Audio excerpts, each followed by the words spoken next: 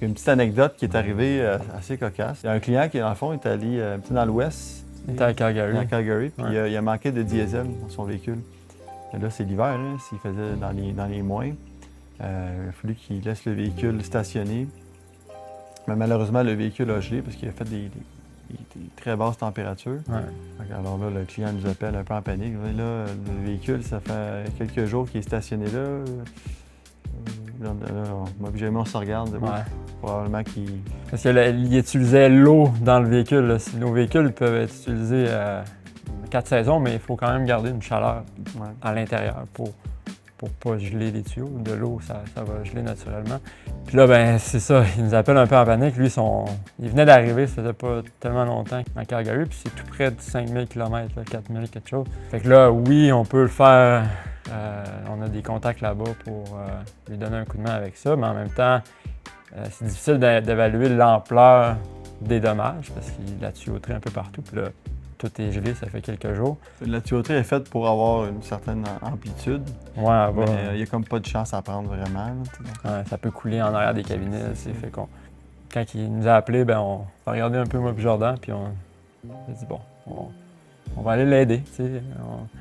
Fait que regarde un peu les billets d'avion, on fait un kit de réparation ici, puis mais le kit de réparation avec tout ce qu'on pouvait, là, même un chauffe-eau, puis pour être sûr que on ne le savait pas, là, si le chauffe-eau il est plein d'eau puis il gèle, ben, il va craquer. Fait que, on avait tous les éléments.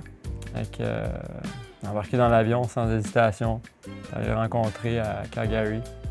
On s'était installé dans l'atelier d'un de nos fournisseurs. Puis on a réparé le véhicule. Finalement, ça a pris quelques heures. Ça a pris, je pense, 2 heures à réparer. Changer quelques éléments. Puis au final, ben, j'ai pu profiter du week-end. J'ai skié avec.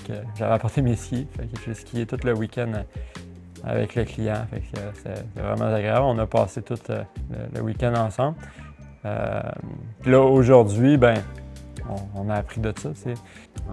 En fait, on design les véhicules pour que si jamais un événement comme ça surviendrait encore, ben, que ça soit très facile à réparer. C'est qu'en quelques heures, on puisse réparer le véhicule. Là. Fait que changer les composantes rapidement. Si jamais il y a un gel, c'est très accessible. C'est accessible par le garage. Fait que, encore là, c'est un panneau. Fait que même si c'est pas le gel, c'est une pompe qu'on doit changer parce que une pompe, des fois, ça peut lâcher. Ben, c'est très simple. Fait que même si le client est à 6000 km, il est facilement capable de lui-même changer des composantes puis se réparer. Nous, on lui envoie la pièce. Puis, même affaire pour le côté électrique, l'accessibilité pour le chargeur, pour les batteries, pour l'onduleur, c'est vraiment très simple. Là. On a besoin d'un outil, puis c'est des connecteurs, on est capable de le changer. N'importe qui n'a pas d'expérience en électricité ou en plomberie est capable de se dépanner à 90 %. Là.